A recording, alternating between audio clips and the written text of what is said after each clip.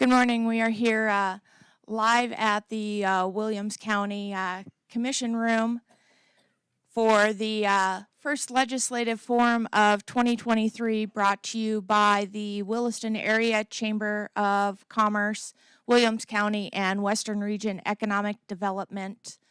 We have with us here today Districts 1 and Districts 23 legislators. We welcome you live here on YouTube, and Town Square Media is broadcasting the event today live as well. We have a audience here today to provide questions to our legislators. But we are going to get started letting our legislators introduce themselves, give us what committees they are on, and then some updates as to what has been going on currently in the legislation and what they see happening over the next month first. So we are going to get started with Senator 𝐷𝐵𝐻𝐿. If you would go ahead and push the button to key your mic and introduce yourself and what committees you are on, Senator 𝐷𝐵𝐻𝐿.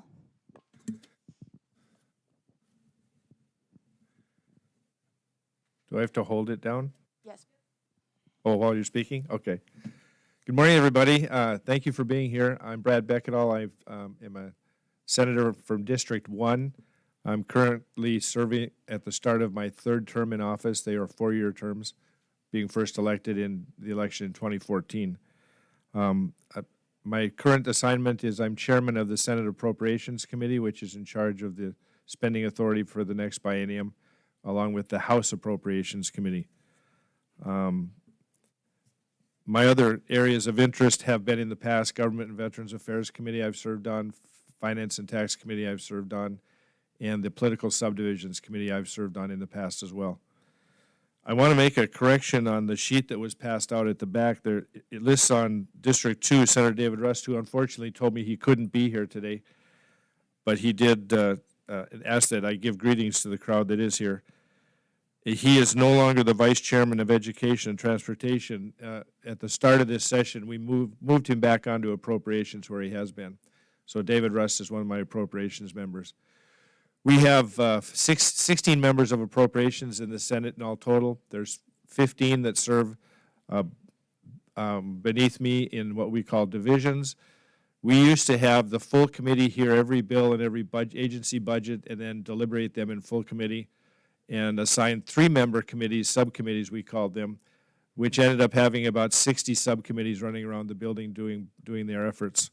What we've done this year is we're mirroring the House, and I've set up 3 divisions. We have an Education and Environment Division, a Human Resources Division, and a Government Operations Division, working just like the House does. I have 5 members on each of those subcommittees within my overall committee. We still hear all of the agency budgets in full committee, and we still hear most of the other bills that come before us in full committee, and then we refer them down to the divisions for further public testimony and then deliberation and bringing back a recommendation. I think it's going to work better in terms of having more public opportunity for testimony versus just the full committee. We're very time limited in an 80-day session. We have roughly, the governor's budget request is for $18.4 billion in spending. $5.5 billion of that would be what we call general fund spending. So it's quite a load to take on in an 80-day session. So we value every moment that we get. Most of my days start at, as most of us will tell you, start about 7 o'clock in the morning. I usually leave the chamber about 8 o'clock at night and then go home and do the rest of my activities to get ready for the next day. But it's just what you have to do in 80 days. It's not much different than everybody here in the audience does for their worker jobs as well. We spent the last 2 weeks basically going over what are called agency budgets. Those are the agencies, the major funding agencies, like the Adjutant General's Office, who runs the Homeland Security, the National Guard, and all the Department of Emergency Services, and DPI, which is Department of Public Instruction, State Water Commission, which is now the Department of Water Resources. Those are just a few of them that we've done. So we saw all 24 of those agency budgets that we have this half before crossover in appropriations in the last 2 weeks. And now we're in a further public hearing stage within the divisions. Again, the biggest ones we're dealing with right now this session, first half of this session are going to be the Department of Public Instruction, Department of Water Resources, and what we call the Office of Management and Budget, or OMB. That's basically the catch-all for the governor's office for all the appropriations that they have for buildings and grounds and employees throughout the whole system. The process that we're using, we have all of the divisions have their own meeting rooms and their own division clerks to keep the activity going in those rooms. And they have the technology in all of those rooms as well, the 3 rooms that they use, so that they can do public hearings, they can take testimony if they need to online. So it's a pretty good system for us to use right now. So I would encourage you to be involved in that. If you can't get to Bismarck, it's going to be up to every committee chairman by Senate rules whether they allow online testimony. But if you have extenuating circumstances where you can't get there because of health and wellness, road conditions, or some other thing, please put your request into those through your testimony, and we'll see if we can get you online. We're trying to do less of that than we used to during COVID. We just think it's good to have people there to talk to us with their concerns in person if they can. Helps with the question and answers as well. So that's a brief overview of the Senate Appropriations Committee and what I do in the legislature. And now, do you want me to turn over to somebody, Ann, or are you going to do that? Representative Richter. Thank you. Thank you, Ann. Thank you, Ann, and thanks for being here, everybody. David Richter, representative. This session, this is my second term. I was elected in 2019. And I'm going to ask a question, because when we speak on mics, you can hear yourself. I can't hear myself, so are we okay? So this is my second term. My first 2 terms, I was on Ag and Education. This term, now I'm on House Appropriations. I'm on the E&E division, and that's the Education and Environment division of Appropriations. We do things just a little bit differently than what Senator Beckett said. We don't hear as a group, as a Appropriations Committee. This happens to me when I speak. I'm in a microphone. Must be allergic to them. We don't hear all the agency bills as a committee. We hear a couple, but most of them go directly into the division, and then we hear them. So in the House, you get an overview of the agency, and so you'll have, in 3 days or so, you'll have 4 agencies will come into your division, do an overview, and then we go down into very detail with them over the course of time. So in my division right now, we're working on the Chamber of Commerce budget, which is a very large budget, and it's a hodgepodge of a lot of things. We're hearing the university system budget, and we're hearing career and tech ed budget. So what we've been doing over the last couple of weeks is going into real excruciating detail on career and tech ed, and now we're in commerce, and then next week we will start with the real heavy detail on the university system. And also in our area is the behavioral health. The behavioral health budget is so huge that they've divided it into 2 sections. Our division of behavioral health is hearing one part of it, and the other part of it is over in the Senate. And then at crossover, those things will switch. So everything they're hearing over in the Senate now will come over to the House in the second half of the session. After the Senate has made their budget recommendations, it'll come to us. And after we've made our budget recommendations, it'll go to the Senate. So, and then, like Senator Beckett said, there's a lot of spending in the governor's budget, but as we go through this, there's a lot of individuals or other legislators who are also introducing spending bills. So we're getting a total of what is being requested as far as spending, and for a first-year appropriator, it's significant. And there's going to be a lot of things that are asked for that it just can't happen. It's just not there. So are we taking questions already? We could go ahead and, if you would like to take some questions now, otherwise, I think it is, if we could move on to District 23. And Senator Beard, if you would go ahead and introduce yourself and what committees you are on, we'll go ahead and following then open up to the floor, and based on some of the categories of energy, agriculture, and those, open it up to the group to ask questions to our legislators here. Senator Beard. Thank you. Yes, my name is Todd Beard. I'm a senator from District 23, newly elected, first session ever. This being fairly new to me, I'm in a big learning curve. My committees that I'm on are education and energy and natural resources. And in education, in the education committee that I'm on, with Senator Rust being removed from the committee as vice chair and moved into appropriations, then that seat was open, and I was asked by the leader to be the vice chair in education. So I will be assisting the chair in the education committee. I am also in energy and natural resources, and in both of these committees, we have a 6-person membership in each committee, and most of the bills we see that I should say we have seen so far have dealt with language issues in law, minor changes in law, a lot of that. We haven't got into some real specific detailed bills yet, but they are coming. And some of these topics are going to be highly charged, and people are going to be excited about them. So I'm looking forward to those committees. I think it's going to be very interesting work. And I'm just looking forward to it. Thank you.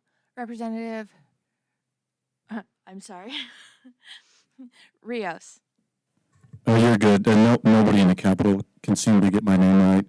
Nico Rios, I've heard, even from my chairman, who I've worked with for 3 weeks now, still will call me Representative Ricos.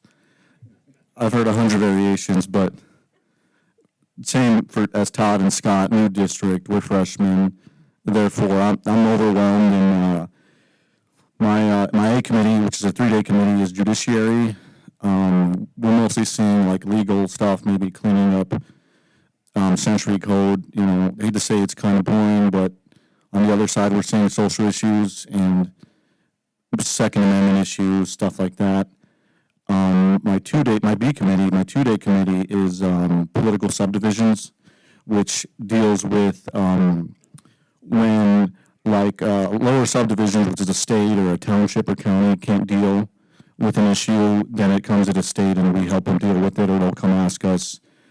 Unlike appropriations, the appropriations, they're on their committees for 5 days, I believe, and that's why we're on 2 committees and they're on 1. What else is going on? I've only introduced 2 bills this session. I've only filed 2 bills. My first one came to the House floor yesterday. It passed 50 to 40. We needed 48 to win, and I couldn't have done it without District 1, to be honest, because Representatives Halstead and Richter voted green on it, and Senator 𝐷𝐸𝐻 co-sponsored it, so I owe them a lot of thanks. And my other bill was also handed off to me by Senator 𝐷𝐸𝐻. It relates to the duty of final disposition. It's some complicated, legal stuff in terms of when somebody dies, what's the hierarchy of who's responsible for the body. But that's all I really got going on besides being overwhelmed and nobody getting my name right. Representative Dyke. Good morning, everybody. Representative from District 23. I am on the Education Committee and the Transportation Committee, and I'm kind of like Todd and Nico. We're drinking out of a fire hose, but it's really been good.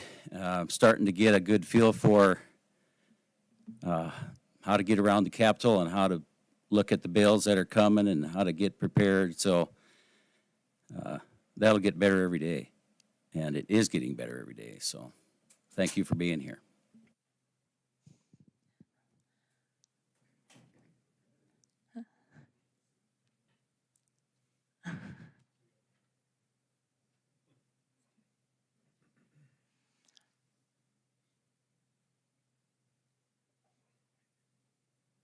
Representative Hattlestead, would you like to push the button and introduce yourself and what committees you're on?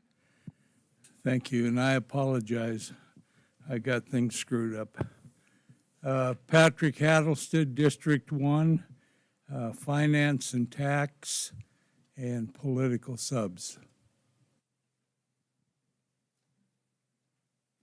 What are some of the things that have been going on this first month for you in legislation? Except for Finance and Tax, basically Political Subs is to clean up bills from previous sessions, word here, word there, or deal with unintended consequences of that bill. The big discussion is coming up in Finance and Tax is the governor's flat tax bill, in which the assessment will be 1.5%. And basically the way he has it set up in categories now, about 60% of North Dakota taxpayers will pay no tax. So there has been quite a bit of interesting discussion.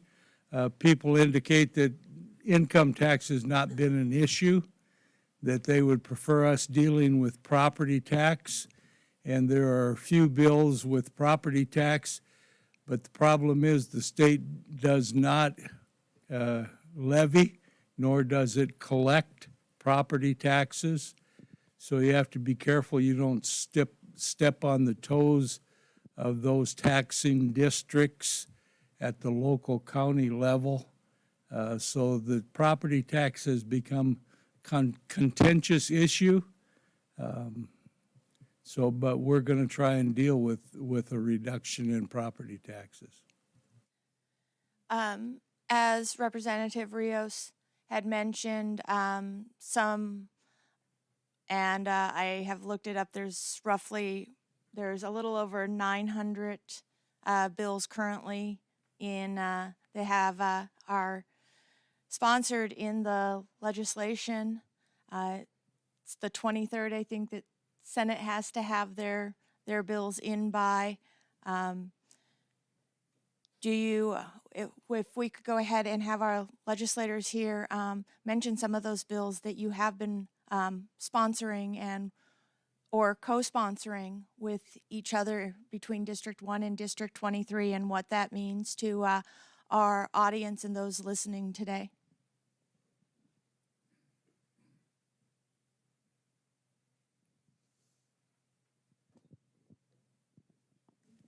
Why is everybody looking at me?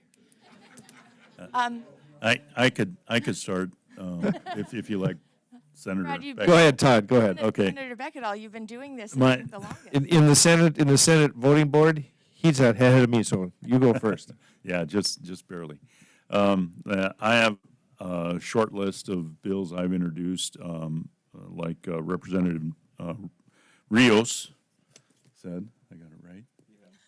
So I have a short list of 4 bills I submitted.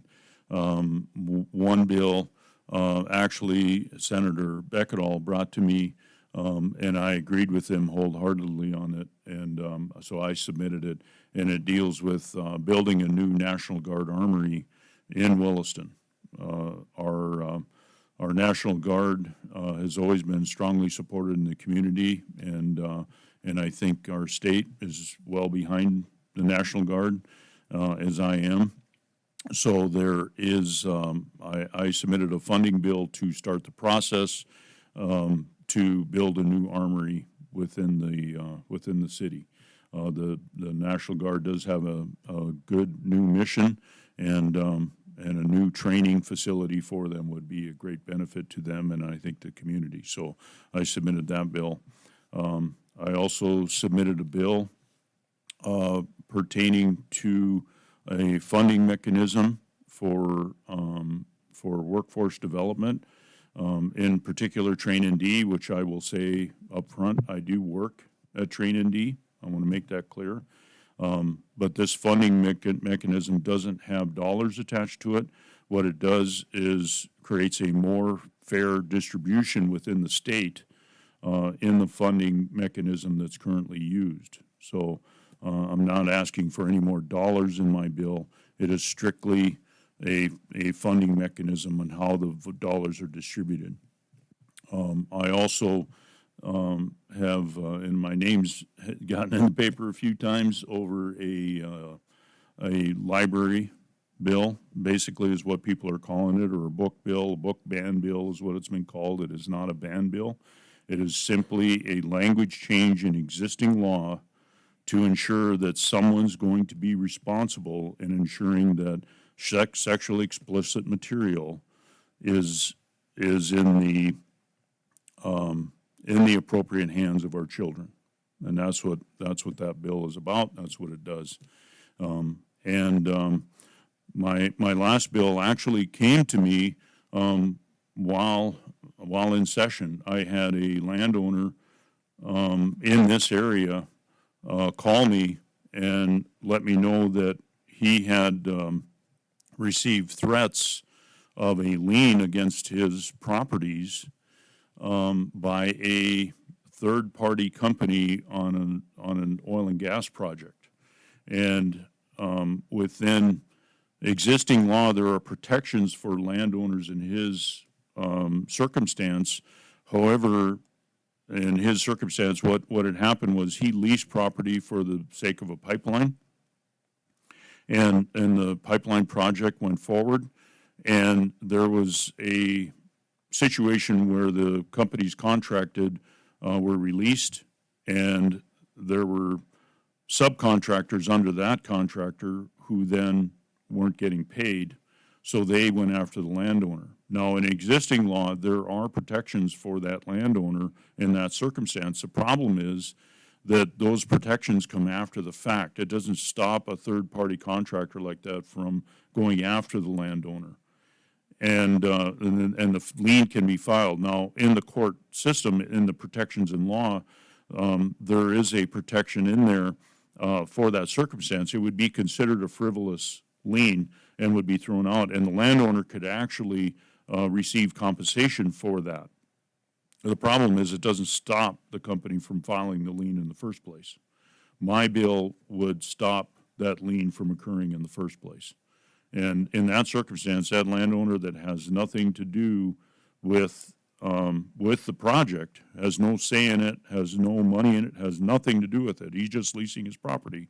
My bill, I think, would protect them from these frivolous liens from even being filed. So those are the bills that I've submitted, and we'll see what happens. Are we going left to right, or? Okay, I've already kind of briefly touched up on the two bills on filing. I'll give the background on them. The one that the House voted on yesterday, House Bill 1213, it's a self-defense bill. Well, actually, let me rewind a bit. So going in as a freshman, not knowing really what I'm doing, I didn't want to introduce any bills. I wanted to have a light workload so I can learn from veterans how this works. But then term limits passed, and everybody's like, "Oh, you got to get the ball rolling. You got to start doing it now." And I was like, "Okay, I'll file one bill." Planning on filing one bill, I didn't want to file anything too spicy. I didn't want to, cause any trouble. So I thought a self-defense bill would be good. It relates to when a person's found not guilty of a violent crime, murder, attempted murder, they'd be due to the justification of self-defense. A court has the option to reimburse legal fees. Can you guys hear me? And well, I can't hear myself now. You guys can hear me? It's like coming in and out. I'm sorry. but it turns out state's attorneys don't like the idea of them being sued, so it turned out to be really controversial. And it passed barely, like I said, 50 to 40. You needed 48 to pass. So it'll probably be way more contested in the Senate. So I'll have to do a lot more homework for the hearing on the Senate side. My other bill, House Bill 1363, relating to final duty of disposition. Am I saying that right, Senator Beckett? It came out of our district. A funeral home director reached out to Senator Beckett. A woman was murdered in our district. Her and her husband that murdered her had been married for a month, and he admitted to crime. He's in jail awaiting trial, but he was responsible for the body in the morgue, and he wasn't giving it up to the family due to the current century code. It was his call, and the family had to wait about a month to have a funeral because he was being stubborn and just didn't want to let them have a funeral. So House Bill 1363 will clean up the century code to where that doesn't happen again. I probably need to do more research on that because the hearing on that is Wednesday, so I'll know more about it Wednesday morning. Those are the two bills I filed. I'm co-sponsored, I think, on 16 bills. I'm pretty sure I'm on one or two of Senator Beckett's. I'm on one or two of Senator Beard's. I'm on a few of Scott's. They're all over the place, all topics. I mean, if somebody sent me something, I most likely co-sponsored it unless it was really, really spicy. I probably said no to a few, but yeah, that's what I got going on. Representative Dyke. I was just sitting here thinking it wasn't that long ago that I was in this room and the county commissioners were sitting here and there was a call from the people to do something about America the Beautiful, that 30-30 executive order where the Biden administration would like to eat up another 30% of our land by the year 2030. Well, it's a difficult one to address, but I am introducing a resolution that addresses that. It's not a bill, it's a resolution. And the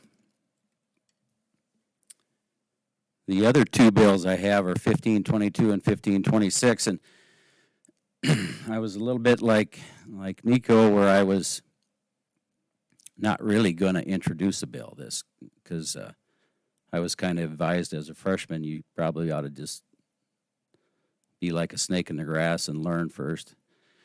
But these two bills landed in my lap. Individuals came to me and asked me if I would take them.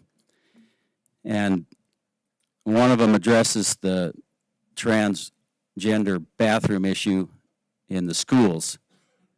So I'm the prime on that. And then the other one addresses curriculum discrimination in the schools and the ramifications of social emotional learning. And that is a complicated bill that actually it copies what was actually passed in Florida. Now these two bills are going to be highly controversial and emotionally charged. And before April, I was really just thinking about golfing and playing with my grandkids. So now we'll be facing these head on. So that's what's coming up for me. Senator Beckett. Thank you, Ann, and I do want to compliment the new people on District 23. They have really stepped up. As they said, it's a huge learning curve. There's a lot of concern about the term limits. When it came out, I told people that anytime the public can vote on an issue directly, I think that's the best vote we're going to get. So I'm happy that it went through. But there is going to be some hiccups in the process because what will happen, the way that the measure was written, is by 2030, all 141 legislators that are currently sitting in an office today will walk out the door of the Capitol, and everybody that comes in new at that 2030 time is going to be new to what we do right now. There will be no learning curve. You'll have first-year majority leaders. You'll have first-year chairman of committees. You'll have first-year people learning how to do bills. As we've said, we average 800 to 1,000 bills every session. So in my mind, it puts a little more power into the bureaucracy because they're the people that are always there when we're not. It puts more power into the governor because he's there when we're not. And it puts more power into the lobbyists, which are the ones that come in and tell people what they want you to do. So those are just some of the things that I think are probably unintended consequences. I've always supported term limits in some form. We might have been able to do it a little differently where we staggered the terms a little better and everybody doesn't leave on day one when this happens. So just wanted to put that out there because these guys brought that up to some degree as well. The bills that just a little background, the bills that I've done in the past, my past time in the sessions are Hub City funding, which is an oil and tax distribution bill, and it ties in with what you've heard lately about Operation Prairie Dog, which is also a bill that does that to other communities as well. But before we had Hub City funding in Williston, the city of Williston was limited by law to $1.5 million per year of oil and gas funding from the oil and gas tax stream. And that tax stream, as you know, brings in about this biennium will bring about $6 billion into North Dakota's revenue for taxes. About 55% of all of our revenues that the state uses is oil and gas tax revenue. Doesn't count what comes from sales tax for oil and gas activity either. So that bill, when I put that in with Representative Scarpel, essentially what it did was it removed the cap on Williston's city funding from oil and gas taxes and took our funding up to now we average about $30 million a year in oil and gas tax funding. So it's helped tremendously to keep taxes down in Williston and keep projects moving forward. Another one that I worked on was Williston Airport funding. As you know, that's a huge new regional airport. About $60 million of that funding came directly from the state. So that was integral to getting that project done. I also sponsored the County Social Services Tax Relief Bill. It used to be that the counties would pay for the administration of the social service programs within the county, and they actually had a tax levy in every county. Up to 20 mills of taxable property valuation would go to paying for those employees. What we did is we had a $200 million allocation for tax relief at the state level, and I tasked that tax relief goes directly to that funding of those county social service employees, and the counties lost the ability to levy those 20 mills again. So that was a direct property tax relief at that time. Also, I primed and worked with now Congressman Kelly Armstrong on the Missouri River royalties bill, which had a huge impact in this area. When the state went out in about the 2015 year time frame and started to do surveys, new surveys along the river to claim mineral rights for the state that were priorly held in private mineral acreages. There was a takings of about $190 million from private interest owners in this area along the Missouri River. We set up a bill that set up the ordinary high water mark to be defined as what the Corps used in 1952 to 1954 when the dam was being constructed. And that has since returned about $190 million of private mineral owners' monies back into the private sector. So I think that was a good bill for this area. Hopefully, if you're along the Missouri River, you benefited from that. The current bills that I have going right now one is Senate Bill 2267, and that's a bill that it's an incentive bill to get attorneys back into our rural counties. We have of our 53 counties, we have about 15 of them that don't even have an attorney living in the county, which means if you have a need for a county state's attorney, there's no attorney in the county to fill the role of the state's attorney. So that bill I did last session provided a pilot program where attorneys will be paid an incentive to go to a rural county and set up practice for a 5-year term. It's required they be there for 5 years. The people that provide funding for that are the state of North Dakota through the judicial branch, the State Bar Association, and the Supreme Court itself. So there's 3 funding streams. The pilot program had slots for 4 individuals to take access to that program, and they can recover up to, in a 5-year period, up to $45,000 of their costs to relocate and their costs for education to come into these rural counties.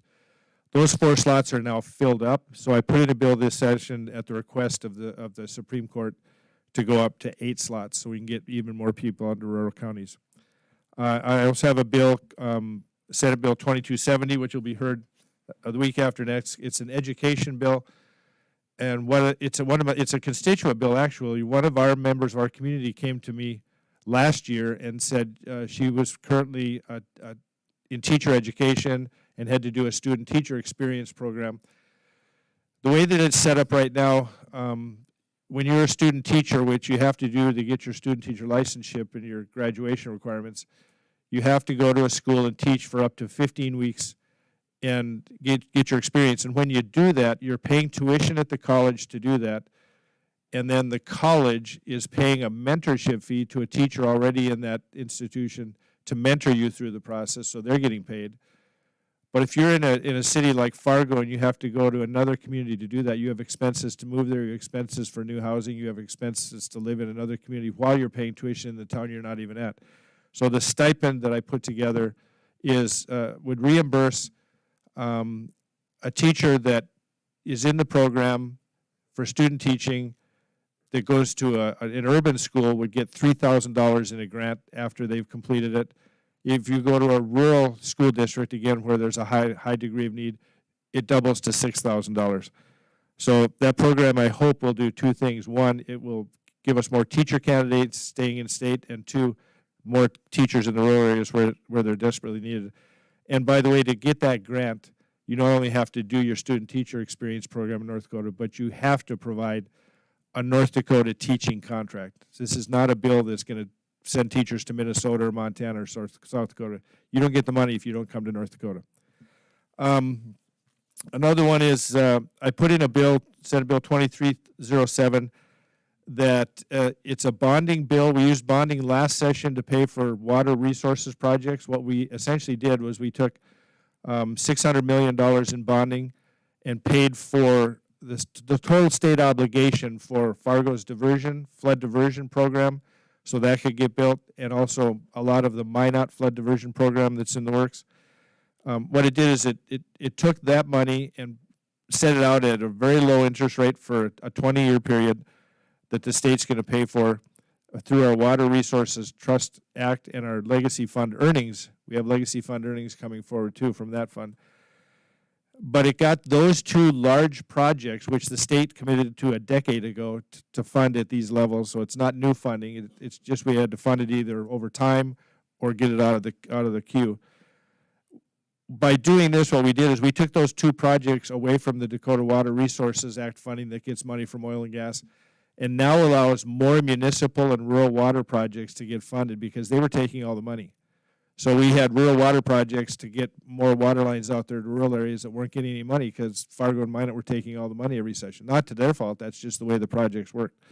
So that was a good thing. So what I did with this bill 2307 is there's appropriations needed for the Supreme Court to move to a new building on the property of the campus and get them out of the Capitol where there's more need for more space needs in the Capitol building, so we can move agencies that are now renting private space at very high dollar amounts in Bismarck back into the Capitol where they don't pay any rent.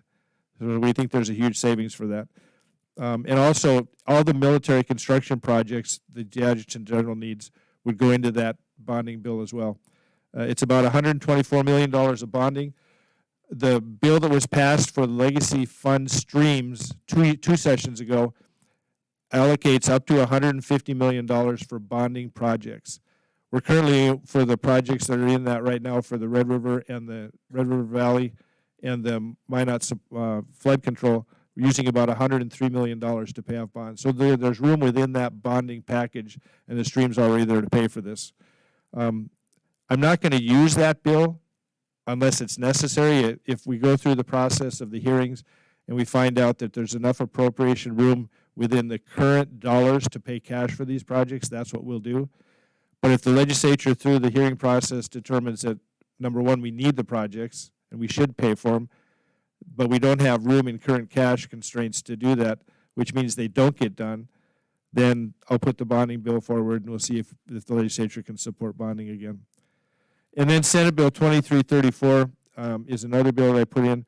That has a local impact. I'm sure most of you have heard about the big projects going on in the Trenton area, being proposed in the Trenton area. One is a large natural gas to liquids project, and it's called Cerlon. And there's several other projects that are going to tie into that as well. So Cerlon is about a $2.8 billion initial project for phase one. Phase two would double it to $5.6 billion. And then the other projects that are looking to come in the area would take that total up to about $10 billion worth of projects for the county. The big thing with that is that the bill that I put forward, there's a sales tax exemption for projects for fertilizer plants and for petrochemical plants currently in legislation that expires in June of 2023 this year. So that would remove the time frame expiration so that these projects could qualify for some state sales tax exemptions to move forward for their projects. The other part of the bill what I put into the bill as well is there's a provision in there for when the state passes a sales tax exemption, it applies to all local taxes as well. So the sales tax exemption goes to not just the state sales tax, but also to any local county or city sales tax. But when these projects come into an area, and these are mega projects of over $500 million by definition of the bill, when they come into the area, the county is frequently involved in some types of incentives to bring them to the area to get the employment and the property tax base built. They're also helping to build infrastructure for these projects, which is very costly. And then they're providing public safety to these project areas as well. So the other provision in Senate Bill 2334 requires the state to reimburse the local entity, in this case it would be the county, up to 1% of their sales tax allocation so they don't lose the sales tax.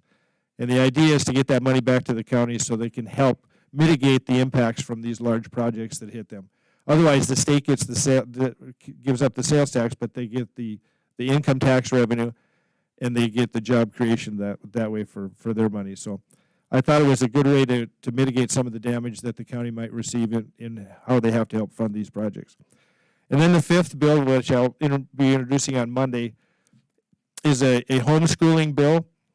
Again, another local resident worked very hard on this and brought it to me, and I said, as much work as you put into this, we need to move it forward. So that bill, Senator Beard has agreed so far to co-sponsor. I haven't looked at if any others have come on since Friday, but that bill, essentially what it does is it says, if you're homeschool parents and you're taking care of all the needs of your kids through your own pocketbook, that you get to be exempted from paying school property taxes for your district. It's been brought before the session many times, many other sessions before, and it's never passed. I don't know what kind of chances we have to do it right now, but I want them to have a public hearing on it. I want to put it forward, and I think it's the best way to do that is let's get it before them again and see where it goes. So those are the 5 bills that I'll have in play this session. I normally do about 10 bills a session, but being new to chairing the Appropriations Committee and having to run all the responsibilities there, I thought I'd better pare back a little bit and see what we can do. But I hope they're all good bills. I hope they all have local impacts and stand for any questions when we get to that stage. And so, thank you. Representative Richter. Thank you. I have 5 bills that have been introduced. 3 of them are just cleanup bills. One dealing with senior center tax exemption status. The other cleanup bill is on the virtual CTE, Career and Tech Ed. Career and Tech Ed centers have boards of directors, and right now they have one rule, and so the virtual CTE boards will have 20, 25 school districts, and according to the way the law is now, every school district has to have at least one board member. So you're looking at a board in some of the areas of 30, 35 people on the board. So it's just cleanup language that lets the virtual centers have regional representatives instead of every single school district having a school board member on that board. There's one of them in the middle part of the state never has a quorum because they have to have like 20 people there, and they can never get 20 school board members from different school districts to show up at the same place on the same time. So that's just a cleanup bill. There's a cleanup bill on the school district credit rating. Right now, the way the language is written is that it says the money has to come from Department of Public Instruction. Any school district that gets in lieu of property tax, which is like gross production tax, which is a big one for the Williston School District, they don't get to count that as part of their dollars towards their credit rating. And so this bill lets them count that, and it'll get school districts a better credit rating when they go to issue bonds. There's no money involved in it, just a credit rating. The two bills that aren't is we have one bill in that's will change the requirements of the homestead tax credit.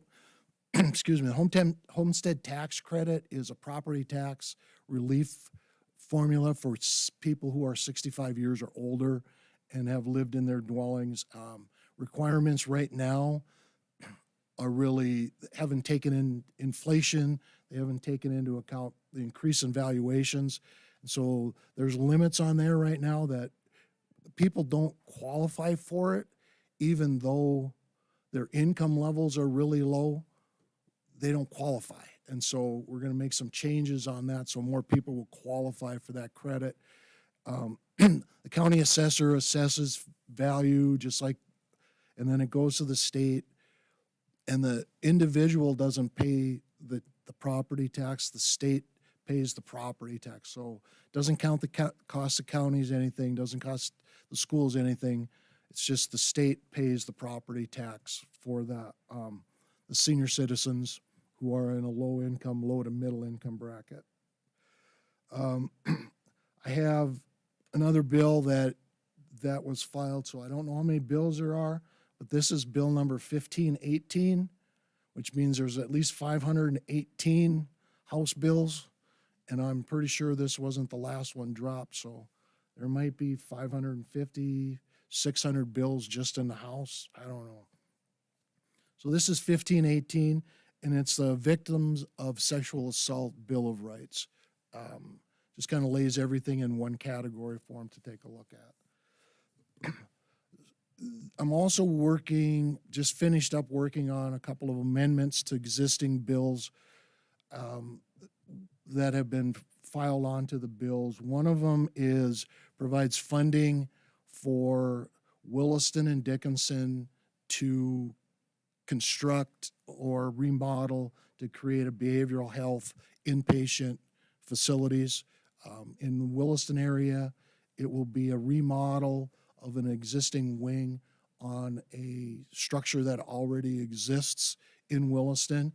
And that facility will provide the inpatient beds for the Williston, which we don't have. Currently, what occurs is if somebody falls into that category, our city or the law enforcement transport them to Jamestown, Billings, Fargo, wherever they can find a bed.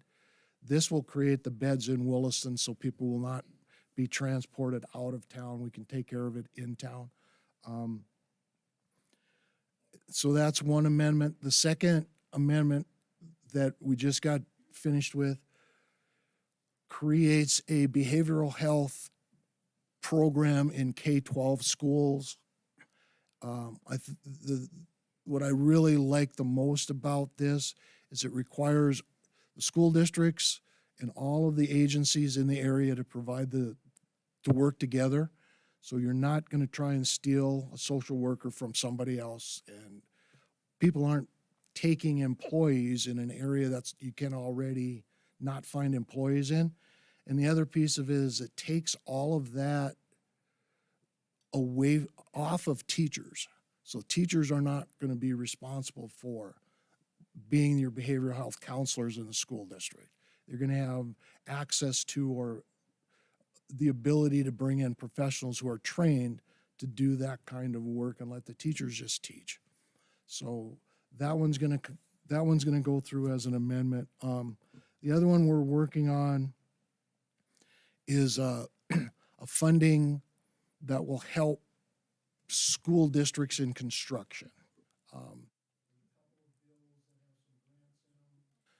And what we're also looking at is a way.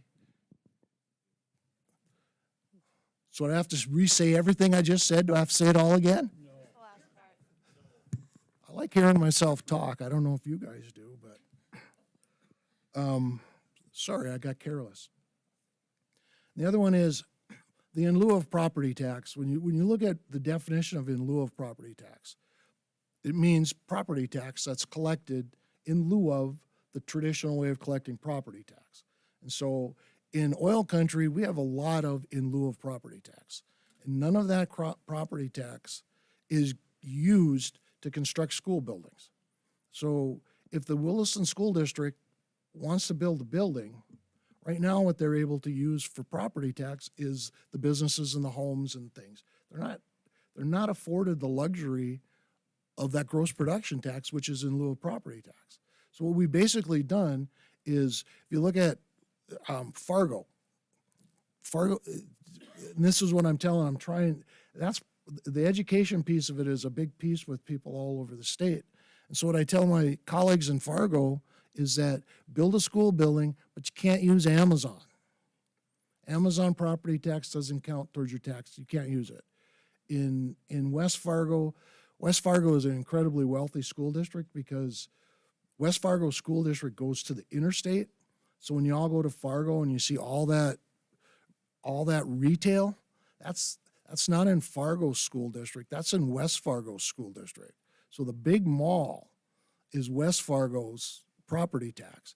So I tell my colleagues in West Fargo, build a school, but you can't use the mall. You can't use the property tax from the mall to build your school.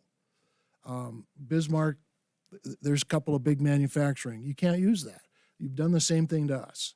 We can't use gross production tax. The state will collect, Push your button. it's green. Swear to God. Green. Now it's green. Can you hear me now? Okay. I lost my train of thought. Oh, we just got the revenue forecast. And the revenue forecast is that over the next biennium will be $1.2 billion collected out of gross production tax. So if you have $1.2 billion collected in gross production tax, shouldn't the communities that it comes from, maybe get access to $100 million of that to build their schools? That's what we're trying to convince people of. It's not that easy, but working on it, I think we're getting people to understand it. And once we can get a good buy-in, then I think we can move forward on something. And then you got to get the fiscal guys to buy into it too. So that's something that we're working on. And I do want to say one other thing that kind of covers everybody that's up here. There's a lot of work that gets done in committees. And so sometimes you won't have bills or you won't see the results because there's not a bill. But there's also a lot of stuff. So when you look at what they're learning in committee and what we provide as input in committee, does make a difference on how bills come out and what bills come out and what things get amended and how something looks when we finally vote on it on the floor. So that's one other thing I would like to encourage y'all. If you're interested in a bill, follow that bill until it actually gets voted on. Because what it looks like today might not be what it looks like when it comes to the floor. And if it's this time of year where it's first section, keep following it, because when it comes out of Senate, it might look different than what it looked like when it came out of the House. So, follow something, follow it all to the end. I will get emails, vote for this bill. I'm not going to commit to voting for a bill by number until actually the bill is on the floor, so you know what it looks like. What we've been voting on for the last couple of weeks is mostly just cleanup language. So there haven't been too many bills that have come through the House that were much more than cleanup language. So the ones that are going to be a lot more intense are yet to come. So thank you. Representative Hattlestead. The nice thing about being last is that you can say ditto and then sit back. When you think about 141 legislators, everybody has interests. You get a lot of bills introduced into legislative management. So if you have a good idea and you come up to them and say, I'd like a bill, they said, that's fine, but there are 3 others identical to yours. So a lot of it, like Dave said, you wait till you see what bills are there and what you can do to either amend or encourage. But there's just a lot of things going on. I have 3 bills basically, and again, cleanup language. I introduced a massage bill at the request of the massage program up here at WSC. And basically all they wanted to do was to be able to use more than their hands. If they had a machine they could put that would pound your back, or you could find someone to walk on your back or whatever. The idea was that they could use more than their hands. Simple bill, and it seems to go through rather quickly. A second bill dealt with if there was a conversion of an apartment building or a twin home or something to a condo situation, that there had to be an inspection and all of the safety features. In many cases, they built a firewall up to the ceiling, but not to the roof. So you had a very open space, and if you had a fire, everybody got it. So I thought, this is simple. We'll just mandate if you convert something, you have to put your firewall all the way to the roof and all the way to the basement foundation. By the time the lawyers got done with that in committee, we had about 62,000 amendments they wanted, and that didn't go, and the bill died. So oftentimes we see bills come back time after time that have been modified. And this one, I think in the next session, God willing, and the river doesn't rise and I'll be there, we'll make some changes in that bill. And the last one I introduced was an ambulance zone. If you expand your safety zone for your ambulance service, it used to be that if you had a city in there, you had to ensure that you had 20% of the city population plus the zone population in order to get that ambulance zone. Now we just put it flat 20%. You get 20% of the vote. What we're seeing is that more and more areas are losing their EMS, their emergency services, and making it extremely difficult for people. So if you're in an area that doesn't have an ambulance service, either have your heart attack someplace closer to a big city or don't have one.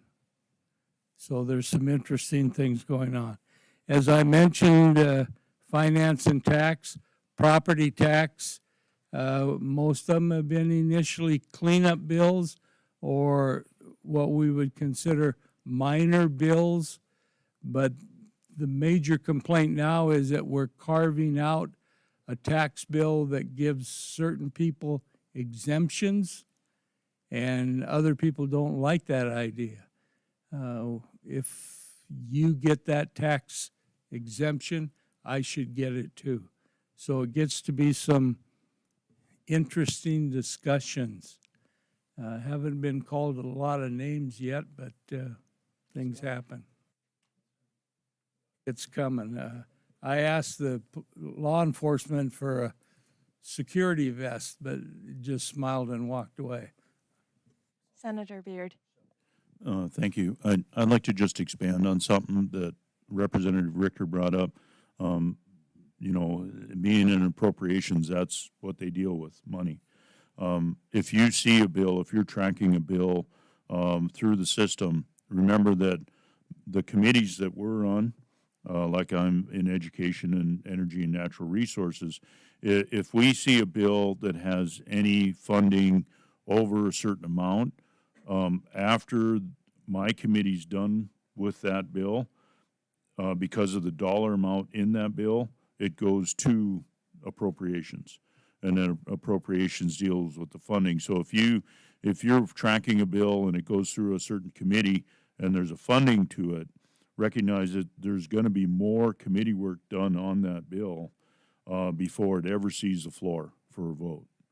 So as that goes through, those numbers may change drastically. So I just wanted to throw that out there so everybody knew that. Representative Rios. To go off of what Representative Richter said, how important it is to follow a bill from initial draft through committees, because you could like a bill when it's written to be like, oh, it's a great bill, and if you don't follow it when it's going through a committee, it can get like Hadelstedt said, his safety bill, which I tried to save. We're both in political subdivisions, but nobody wanted to get on a subcommittee with me. It could get a bunch of amendments, and you could not like the bill if you know what these amendments are and still support it. And to go back to the first bill I introduced in committee, I had 4 subsections, subsection 3 and 4, which came up with a process for how the court would reimburse a defendant found not guilty. Those were completely amended out. So now my bill has no teeth. It's still a good bill. It's my bill. I like it. I wish those get amended out. I voted for the amendment because the whole room was against me, so I had to do it. But yeah, follow a bill from start to finish, because it could be the complete opposite or not even be anywhere near the bill you think you're liking. So, and also, yeah, I'm not a fan of these buttons.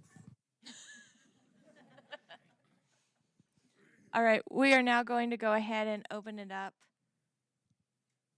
Do we have, Representative Hadelstedt, did you have? If you're interested in the bill, and it's all on internet, but get a hold of us. We all have email. That's the best way to get a hold of us. People like phone calls, but sometimes in the translation, we don't get the phone call. So email and let us know. It would help on the subject line to also put District 1 or District 23, so that we know that that the email is from our area, because we could get 25 emails and 23 of them are from Fargo. Well, Fargo, okay, you're there, but so email, and we can answer them at any time during the day when there's a few minutes. So stay active in searching the bills that you're interested in, and then let us know. We are going to open it up to questions now. Anyone who has a question is free to come up to the mic and address the legislators. This is not a hearing or a debate, but go ahead, state your name and ask the Michael question. 𝐘𝐄𝐀. What is behavioral health?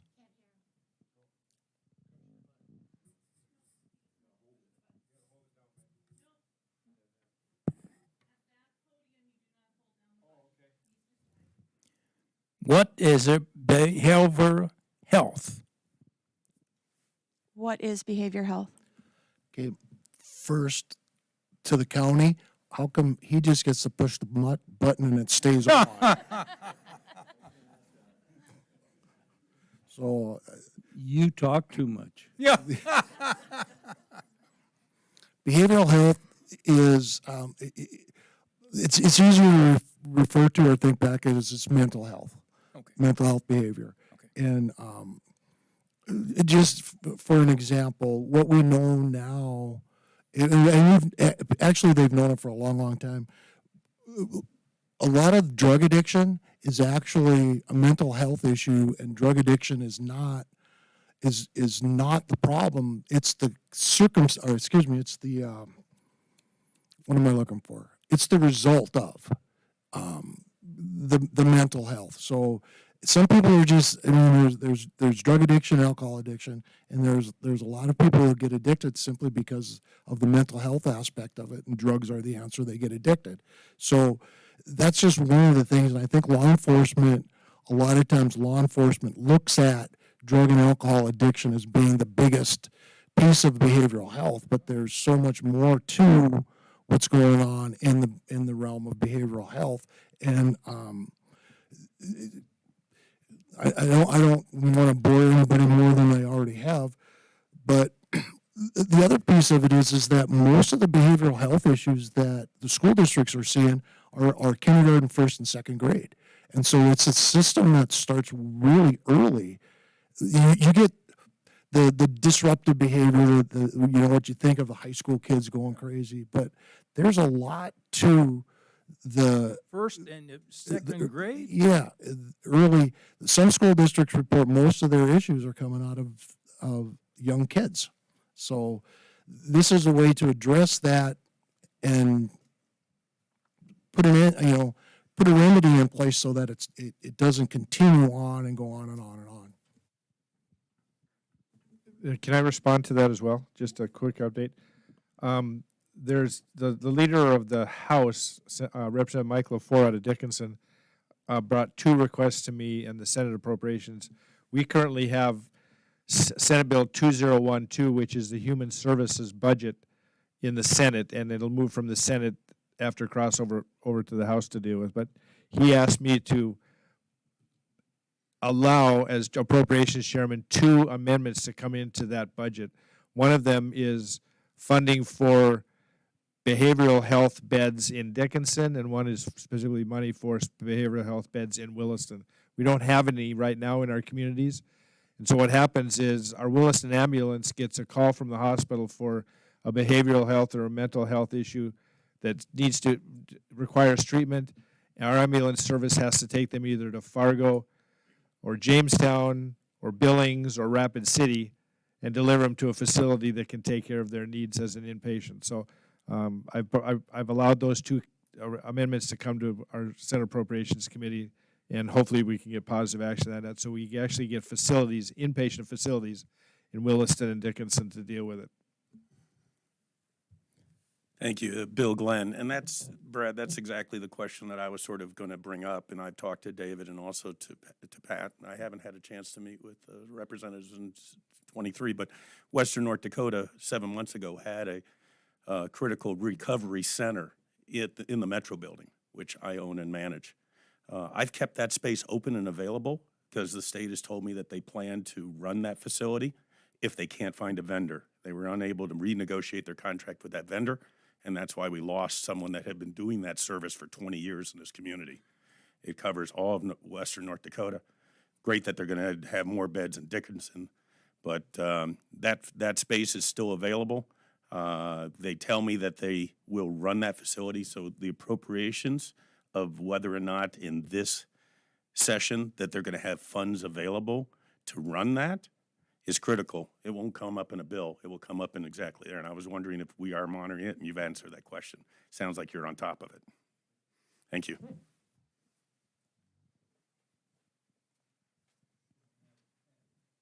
Yes, Representative Hattlestead. One of the problems we deal with in the case of a behavioral bed, if they have one in Fargo and you say, okay, I'm coming, they say, don't bother, by the time you get here, it'll be filled. So they don't reserve anything. So if there's any distance involved or travel, you need help, potential suicide or whatever, you may SOL. By the time you get there, that bed is filled. They don't reserve anything. So we're trying to correct some of that.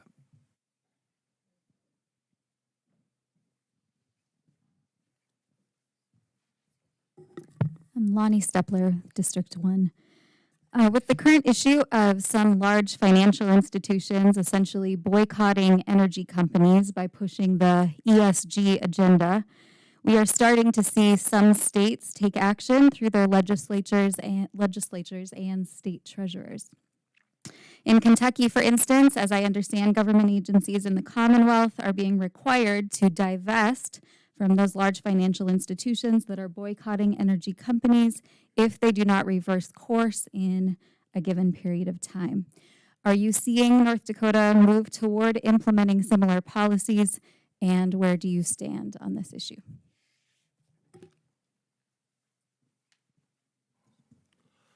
You're, just for clarification, you're talking about ESG? No, I got you. We had a meeting with the Bank of North Dakota, and the executives from the Bank of North Dakota said that the ESG is affecting them because of their rating that comes from a national.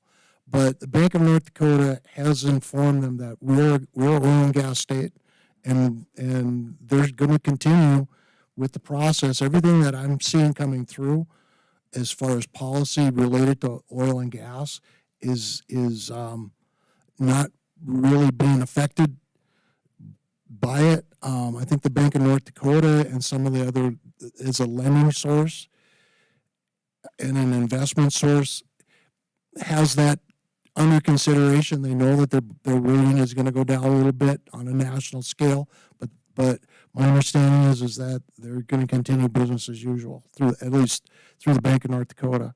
And the other lending agencies that work with the Bank of North Dakota have indicated that, I mean, oil and gas, they're going to stick with it. Are there any additional questions from the audience?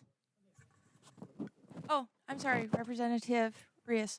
Yeah, on the topic on ESGs, I know Louisiana passed some legislation. It might have even been signed by the governor. I'm not sure, but they're pulling their funds from financial institutions that were supportive of ESG policies. And I know some legislators were talking about introducing that. I'm not familiar enough where I know if any bills were drafted. I would assume some have, but if legislation like that comes to the House floor, I would support it. Senator Beard. Yeah, and I want to concur with that. I can't speak to a specific legislation, but it is an issue, and I would support anything that comes through. And there's a lot of bills on the House side and the Senate side that, I mean, there's just so many in a short time span. It's hard to track everything. You try to focus on what your interests are, and when we hear of those things, you know, I'm writing this down as we go. I'm going to look into that. I hope there is legislation, because I sat in a meeting last summer with our local with our credit union association, and they were telling us it's not only oil and gas, it's farming. That ESG prone lending and financial and all these institutions that are pushing ESG, they're going after farming as well. So it's not just oil and gas. And that's a problem. Continue, Representative. Just a background on ESGs, in case there's some people in here in the room that aren't too sure. It's like when a company decides to do business with you, if you don't meet their environmental goals, like if you're not green enough, they won't do business with you, and we're trying to prevent that, because that's kind of, you know, anti-oil, anti-gas, and if people are trying to do that in North Dakota overall, that's not a good thing, I would say. Representative Dyke.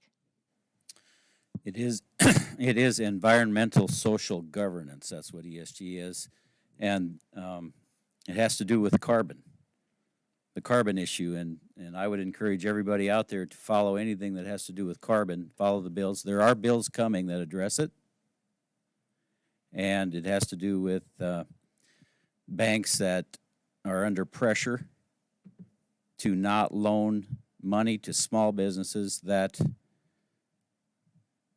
have a footprint, a carbon footprint that doesn't meet the standards.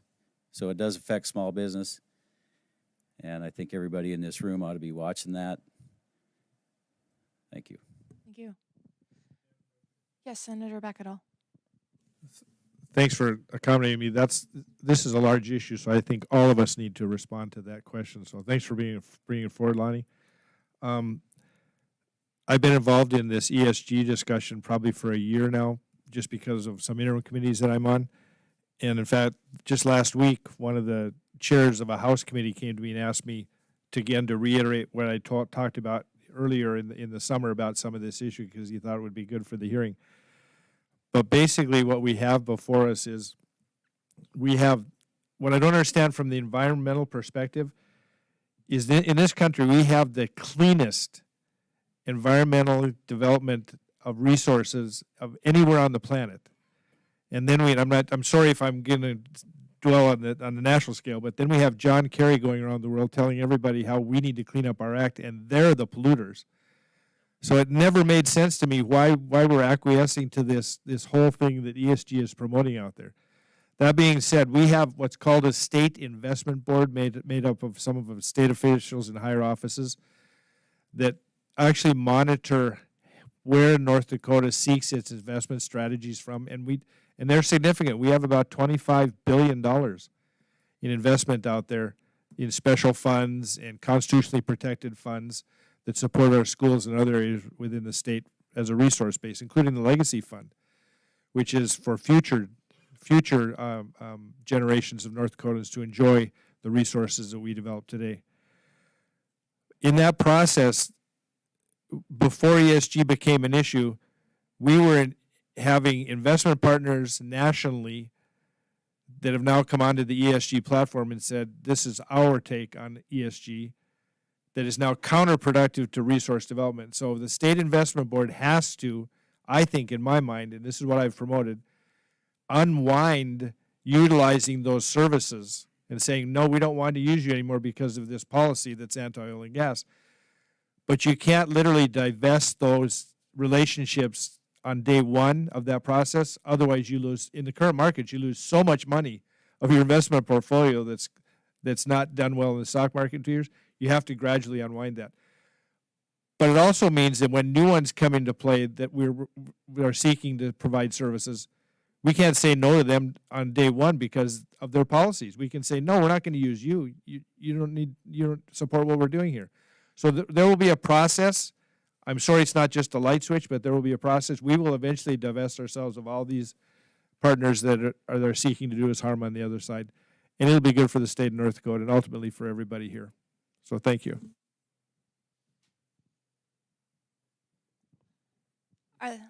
Yes, Representative Hattlestead. Basically, when you look at our area, agriculture and oil, to take apart and agree on this ESG policy would say that's not common sense. But to these individuals that are strongly supporting these policies, they don't care. Don't confuse them with facts. They've made up their mind, and they're usually well-funded. So if we don't stay on top of the situation, we're going to find ourselves caught with unhealthy policies, let's put it that way.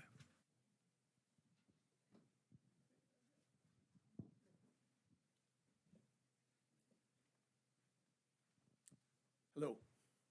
Hello, my name is Robert Rudnick. Question I have is, there are 22 states that I count right now that have a state defense force that answers only to the governor and the state house. North Dakota is not one of them currently. Now, that's not to say that an awful lot of them aren't languishing in these other states, but that there would be, I think, increasingly strong security motives for taking a serious look at that. And more and more, we're seeing that, you know, all these issues are touching all these other issues, and they're getting into a life area, which gets into a security area. And you know, people can say, well, the National Guard, until they're federalized. and then the governor, you know, isn't in charge of them anymore. And what we've seen is a lot of political misuse of the National Guard in the past 20, 30 years where, you know, oh, we want to go fight a war, you know, in the Middle East, but we don't want to sit in the political heat for that, so let's bring the National Guard in so the governors have to sit in the heat. You know, as far as I can tell, with the state guard there, I'm not aware, let me put it this way, correct me if I'm wrong, but I'm not aware of any regulations or laws that say that if somebody's in the National Guard, he can't just transfer to the state guard. We could save a lot of agony and useless military adventure for you know, to have that mechanism in place, just that alone. Also, you know, the federal government has made it very clear that they could not be less interested in like border security, and in Texas they're starting to take up the slack now with state forces. So I just wanted to bring that up. You know, another thing is that state. You take a look at Switzerland. They don't have an army; they are an army. And the sky doesn't fall. I mean, everybody's got a grenade launcher and a submachine gun and pistols in their, you know, closet at home. Sir, did Sky you doesn't fall. have a specific question if they have any? Yeah, well, okay, this- just this session interested in towards your that? input on this issue Okay. in general. Okay. Yes, Senator. Sorry to butt in, Nico, but if I can start, I have some background here.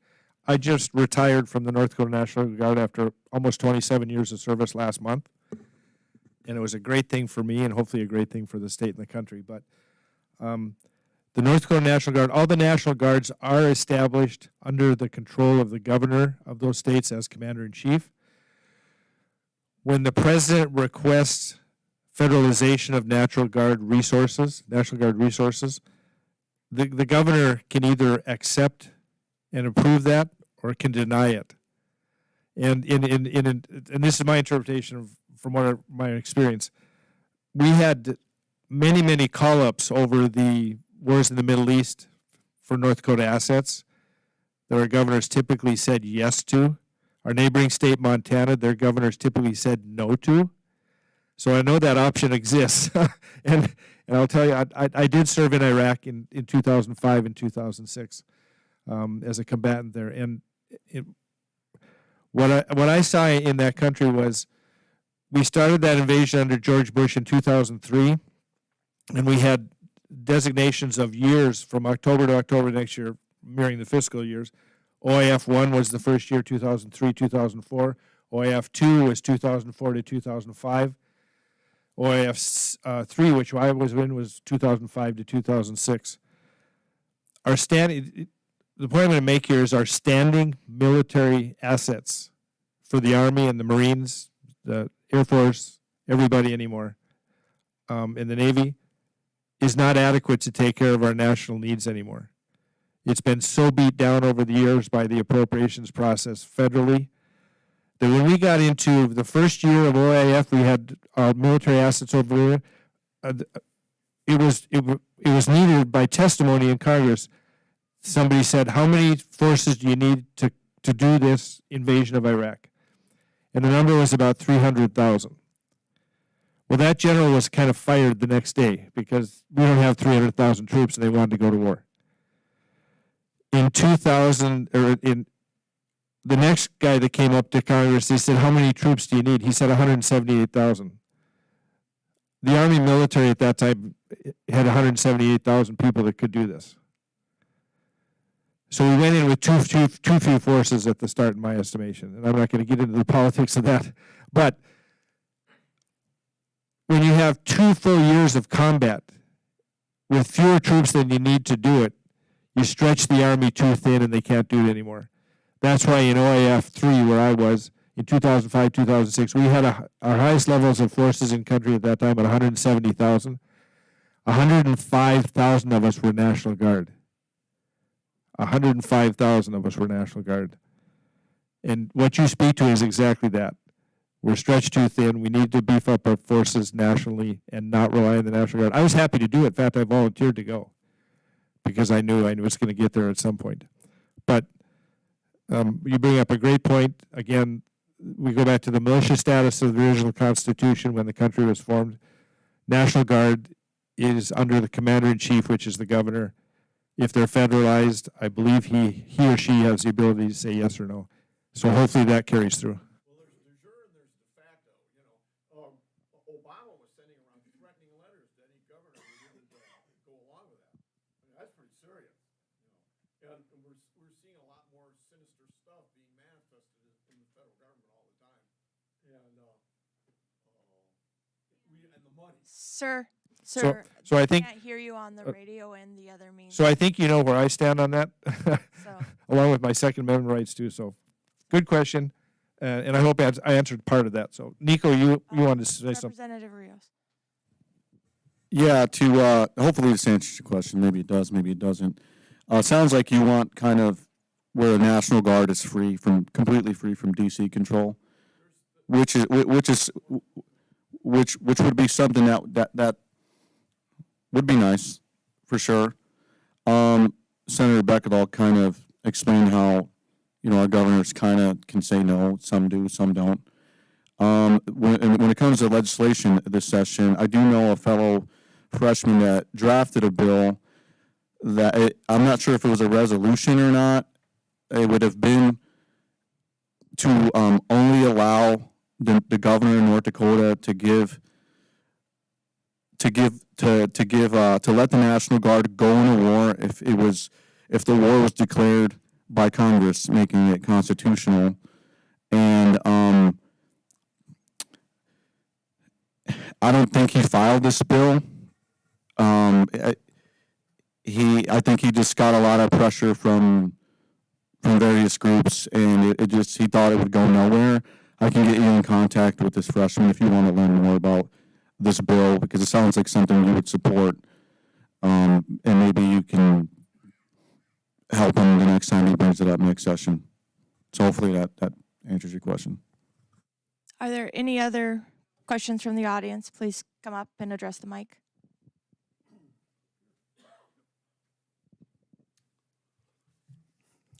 No, can you guys hear me okay? There's no, anyway, what I wanted to ask about, Senator Beckedahl, I know you introduced the bill a couple sessions ago about the minerals under the lake and the state's attempt to take them. Well, they did get a little bit of it that way, but those deeds were federal deeds. It was condemnation deeds that reserved rights to the surface owner. And, the state tried to look at some pictures from the 1950s and say that the state should have had more of those minerals from those pictures. Was anybody ever held accountable for that? There was a lot of money spent on it. That's a great question, and I have pursued that before that bill and even after that bill. And it's interesting that nobody seems to have any records dealing with who brought the issue. My question was, who brought this issue forward first for the state to even go out and look at taking those minerals? And it's a dead-end trail because short answer, I've never been able to find out any accountability, but obviously somebody brought it before the Industrial Commission as a task for the first time, and nobody's fessing up to that. Another issue, as a royalty If I can, sorry, Bill, to interrupt.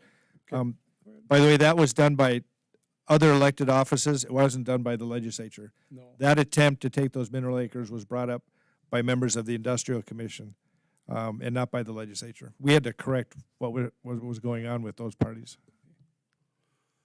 Yeah, thanks, Brad. And this, Senator Beard, I guess you're on the Energy and Natural Resources. I'm a royalty owner, and I'm fortunate enough to have royalties from several different companies, small amounts. But there's the companies some of them take out what they call other production costs. And I know the legislature has addressed that in the past.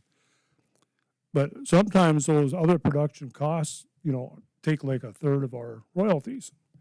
And as royalty owners here, you know, we pay taxes. We spend that money here. We pay sales tax on that money. And when a company like the Hess Corporation finds a way to take a third of our royalties, this area is missing out on us spending our money here and you guys collecting sales tax. And I wonder, is there something you can do about that so that they don't take so dang much of our royalties? Yeah, thanks for that question. Yes, I can't speak to specific legislation as far as number, but I know there are at least one bill in the works addressing that directly. And I'd have to look into that more clearly, and hopefully I can send you some info on that. But I know there is something in the works, and maybe Senator Beckedahl can expand on that, because I know we've had that conversation.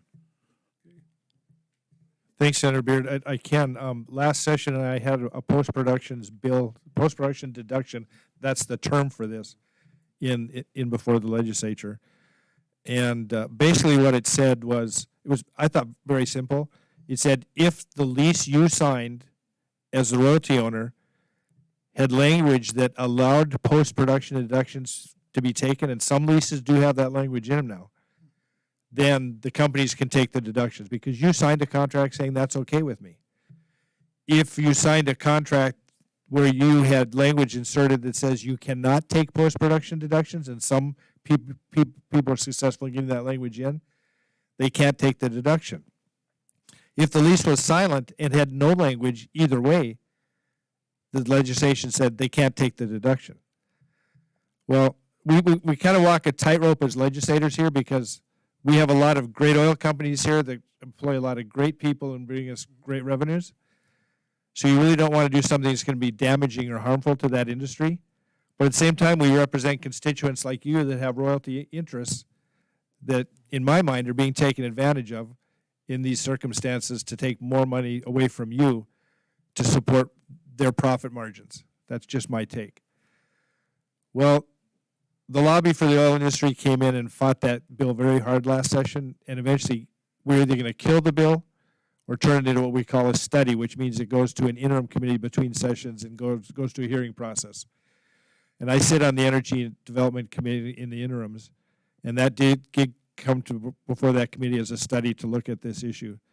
The chairman of the committee, Senator Jessica Bell, who's no longer there, allowed 1 day for the hearing. So we basically had 1 day for people that are impacted by this to come in and give us their stories. And we also had the industry coming in and giving their stories. But no legislation was brought forward after that. So I've been working with Representative Bert Anderson in the House, who's introduced a bill on this issue again, and Senator Merrill Pepcorn, who is originally from the Stanley area, he's now in Fargo, who will introduce his bill, I believe, on Monday. And working with attorneys and working with landowners and royalty owners on the issue. The Northwest landowners have gotten involved with us on this as well now. So I think we're gaining some steam. But I would expect, Bill, that if you can weigh in on other royalty owners, your testimony means a lot. If you guys can bring something forward written, anything you can do to bring forward that testimony in the House or the Senate is going to be helpful because it's going to be a battle again. But ultimately, what I'm trying to do is make sure that if they do post-production deductions, that they're reasonable. And that's the term I keep bringing up to the industry. As long as they're unreasonable in my mind for you and others to have those impacts, I think we're going to continue to see legislation. I'll always support it. Well, thank you. And just to add to that, I'm pretty confident in our committee, like Senator Beckedahl said, your testimony in that area will carry a lot of weight. So please, any of these bills, your testimony is very important. Yeah, well, thank you. Our leases go back to, our family leases back to the 80s, and they were treated, one way.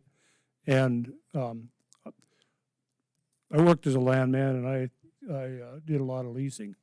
And the understanding was that they would keep doing things the way they used to do it, you know, we use the same language. You talk about the producers, 88, which, you know, it's kind of a general form that they use, but it's not an official form.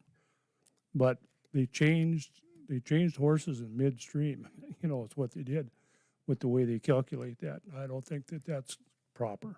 And that's definitely important testimony that the committee'd like to hear. So, thank you. If this comes to the House floor, I definitely support that. And Representative Anderson's bill, I tried to get on, but a ton of people wanted to get on it. So there is support for that in the House from what I see. Thank you, Representative Rios. We have time for probably about Representative Hattlestead.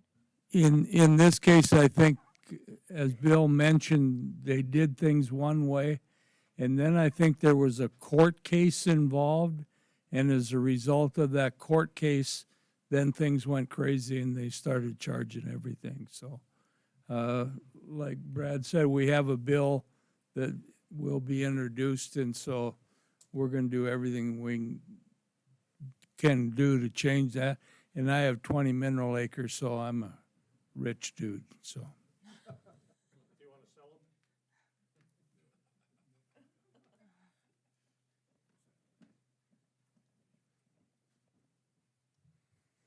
𝐼𝐈𝐋𝐋𝐑, I'm in District 1. Senator Beckendall, about your bill with the homeschooling. When the school board president was sitting next to me here, he had to leave to go to hockey. But he said that there's probably a couple hundred people in District 1 that homeschool. All right. We all know that property taxes, the majority of them go to the schools. What part of your bill would cover, let's say it's $200,000 or something like that. I don't know what the number could be, but what part of your bill would cover those funds so the rest of us wouldn't have to make up the difference? Howard, you hit exactly on why that bill's never been successful in the past. And there is no hold harmless in there for the school districts to get more state money to do that. That's one of the discussion points the committee's going to have to look at, is if there's a hold harmless where the state backfills, just like the homestead tax credit, the state has to backfill that. So I'm sure there'll be an amendment to look at that. From my perspective, I don't want to take the tax monies away either, because sitting on finance and tax, as I did a few years ago, the mantra is that tax that guy, but don't tax me. But when you do that, he pays more taxes. So you hit the nail right on the head. But it's an issue for some of our constituents, and this is one of those constituent bills that needs to have a hearing, and we're going to move it forward to that process. Whether it goes through or not, I can't say at this point, but it's a significant loss of revenue for the district. You're right. It could be a significant loss for the district. And I think that's going to be part of the committee hearing process to say yes or no on the bill, a significant part of it. If the state were to put if there was an amendment to put a hold harmless on there so that there's a backfill from the state for that revenue loss to the district, I think that would help the chances of the bill passing. Without it, I don't think it has much of a chance of passing. But again, in the process of what we do, when constituents have bills that they're asking us to move forward, I think we need to react to those constituents as well. So that's why I did it. Okay, thank you. And then for Representative Dyke, you mentioned carbon capture. And there's a lot of bills going through there about eminent domain, pipelines that's going to go through private property, et cetera. We all know that the oil and gas industry can't exist without pipelines. What is your take on the bills that are coming forward to try to prevent the state of North Dakota gaining another revenue source with carbon capture, especially when it's going to be stored in pore space out in western North Dakota, where we have the geology? That's a good question. I look at the basis of the carbon push, and I have a problem with the fundamental basis of the whole carbon push. And in the county where the Summit pipeline is coming, the way I understand it, the Summit people didn't treat the landowners right, so now there's a lot of problems there. So it's not, I'll just say this, it's not always about the money. Okay? It's not always about how much money the state of North Dakota can make. That's what I'll say about that. All right, we have time for one more question, and then we're going to go ahead and wrap this up. My name's Troy Johnson. I just got a quick question. How come the school board land trust fund hasn't been used for our schools? Or is it being used at our, maybe to help pay down our property taxes? Can I take that, Em? I'll start with from the appropriation side, I'll give you the answers that I have, Troy. The Common Schools Trust Fund is a constitutional fund set up at statehood for deposits of land that the state owns, school sections for lease monies to go into. I did a request to Legislative Council about 4 years ago asking where most of that money came from because I knew the answer was going to be oil and gas because of all the royalties we're getting on those lands now. The fund is about $6 billion. About 93% of it that they could account for was directly from oil and gas. So it's coming from our regions, not from the eastern part of the state. And that was useful in other areas as well. But what the Common Schools Trust Fund does do, first let me point out what it does do. They take 5%, it's called a percent of market value calculation. They take 5% of the amount of money they have in their fund averaged over the last 5 years. And more money comes in all the time. It gets enormous amounts of money from oil and gas right now. Before this oil and gas Bakken started, it was under $1 billion. So just in 10 years, it's gotten up to $6 billion. 5% of the money that's calculated on that formula goes directly into funding K-12 education at the state level, which is, we'll talk about a per pupil payment to the school districts, which right now state pays about $10,000 per pupil per year. 5% of that money goes into helping make that $10,000 payment per year. This biennium, it's about $500 million that's going to do that. Well, can If we that money wasn't going there, it would be a property tax bill for you. So it's displacing some of the property tax that you pay understandable, but locally. how come they can't use it for their buildings? Okay, there is an attorney general opinion out there that was requested several sessions ago on that issue. And the attorney general's opinion is it cannot be used for school buildings. It can be used for school funding outside of capital projects. So that's the reason. So a constitutional measure could change that, by the way, but we can't as the legislature. That would be good. Thank you. Representative Richter. Just for a smidgen of clarification, when Senator Beckedahl's talking about the 5%, that was put in because the earnings from that fund is what gets spent. It can't be the principal, it can only be the earnings. And the earnings were doing this. And so they put the 5-year average in and said it's going to be 5%. So they're estimating that it will earn 5% a year. Some years it earns more, some years it earns less, but they keep it at that 5% so that there is a relatively stable way to project what the amount of dollars are going to be in there. If they were just going to, like the senator said, it's going to be like something over $500 million. If they didn't have that stabilization of that 5%, we really wouldn't know what was in there until they actually got the numbers to see what it generated for that year. So that's what the 5% is. It's the earnings projection of what the fund's going to make. And you can only spend by Constitution what the fund earns. And so royalties, things of that nature, go in as are considered principal, not earnings. So that was a question I had when I first got in was, what's happening with all these royalties and all this stuff that's going in there? That's classified as principal. If we could just take the royalties for a year, it would be kind of nice, but we can't do that. Senator Beard. Thank you. Thanks for that question, Troy. I had a feeling you were going to ask that. So something I wanted to make you all aware of, there is a Representative Munson on the House side who did put a couple of pieces of legislation out there that I signed on to. One of them actually is a concurrent resolution to change the Constitution that, of course, if it passed in the legislature and it was signed, then, of course, it would have to go to a vote of the people. But that would change the Constitution so that that fund, that 1.5%, could go towards school construction. And then along with that, he had a bill that he wrote up to and how those funds would be distributed for school construction. So there is discussion on this. There is some things. I do not have numbers on that, though, so I'm not quite sure if anyone's heard on that.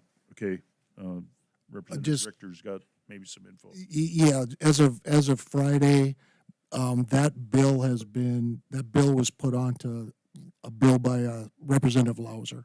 So the Munson bill is not going to show up, but the pieces of the Munson bill are going to be in Louser's bill. Yeah. Representative Hattlestead. 2 years ago, I put the bill in to use money from the school trust fund for construction. And the major argument was because the school got money from the interest and earnings, and the ink wasn't dry on my bill before they killed it. So they said you get it this way or you pay property taxes, but you're paying property tax. Yeah, it's The committee. it's going to take a constitutional change in order to do that. All right, I thank everyone for attending today. We are going to allow for the legislators here to give closing remarks if they would like to. I thank all of you all of the legislators for coming out today. If you have any closing remarks, we'll start with Senator Beckedahl. Thank you, Ann. I want to thank Helen Askham and the Williams County Commission for letting us use this room today. Thank Anna Nelson and Wilson Area Chamber for hosting. Thanks to Ann for moderating and the Western Region Economic Development for also hosting. Thanks to my fellow federal legislators for being here. We're blessed to have not just one legislative district in Williston anymore, but now two, and District 2, which butts right up against us, gives us a third district. In the last redistricting, we had 3 new districts added statewide. 2 of them were in Williston. So I think we did pretty well. And then most of all, hopefully you heard what you heard today was we're very constituent focused on what we try to do in Bismarck. So your voices are heard, your voices are listened to. Your input's more important to me than anybody down in Bismarck. So thank you for being here. Thank for the audience for being online, and please engage. Whether we can make a difference or not, we'll try to our best to make that happen. So thanks for being here. Representative Richter. Thank you. I want to also thank everybody for being here. Senator Beckedahl always sums things up so well, so it's no sense really repeating what he said. But thank you all for coming out. Our emails are posted, like he said. Our contact information is posted. Let us know. Keep in touch if there's something you want to do, and like I mentioned earlier, follow a bill all the way through. And just keep following it. Again, ditto from what the gentlemen have said in front of me. I want to mention one thing about property tax, since it seems to be a hot issue. I have a bill that I'm carrying to the floor probably next week or the following week that provides for a study to study all of the various aspects of property taxes and seeing if we can find a solution to the issue. Nobody's happy with property tax, but nobody wants to give up the services that our taxing districts provide. So it'll be an interesting study if it becomes a reality. Representative Dyke. Yes, thank you all for coming. And I would just like to respond to the question of the mayor on the property tax shortfall that could happen because of the homeschoolers. maybe the question there's been a huge increase in parents pulling their children to homeschool. So I would encourage you to find out why that's happening. Thank you. Representative Rios. Yeah, same as, I guess, everybody else. Thanks for coming out. Thanks for having us. I'm getting a ton of emails from people outside the district. I'm more of a phone guy. You can call me or text me. My voicemail's not set up. It probably never will be. If I don't pick up, shoot me a text. If you're from the area, if you're from Williston, not even District 23, and you have a concern, I have no problem talking about any bills coming up that might matter to people in Williston. Sorry for underdressing. I didn't get the memo. Next time I'll overdress. I don't know. No one remembers your last name anyway, so. I can't read from across the room, so I'm like then trying to read the piece of paper that I have by my feet. And Nico and Rios together, it's trying not to combine the two names. So I apologize. Senator Beard. Yeah, I just want to reiterate, thank you for everybody for coming. Quite honest, I'll be honest, when this was set up, when we got the notification from Anna, so thank you for setting this up, I thought it was too soon. I mean, we're barely into this. I mean, I spent how many days going through orientation just to try to figure out the process, right? But I am so happy we did this. I thought it was going to be too soon because I thought maybe a couple more weeks or so would be better. But wow, this has been great, and I appreciate the input and the questions and everybody participating. I know everybody in this room is following the process. I encourage all those listening to follow the process. And one last thing about the bills, a lot of the bills that we see, especially now, are amendments to existing law. I encourage you that when you look at a particular bill, if you see that it's an amendment, go look at actual century code and look at the actual law as it's written and see how that's going to be changed. Thank you. Thank you all. Senator 𝐷𝐿 did one. Well, sorry to hog the mic here before everybody goes, but while I have everybody here, this is a question that's paramount to what I'm doing. House and Senate leadership, and because I chair appropriations, I'm one of those people who gets in discussions behind the scenes a lot. House and Senate leadership have been meeting every Monday on property tax relief and income tax relief, and trying to figure out where best to apply the relief to the citizens of North Dakota with our revenue resources right now.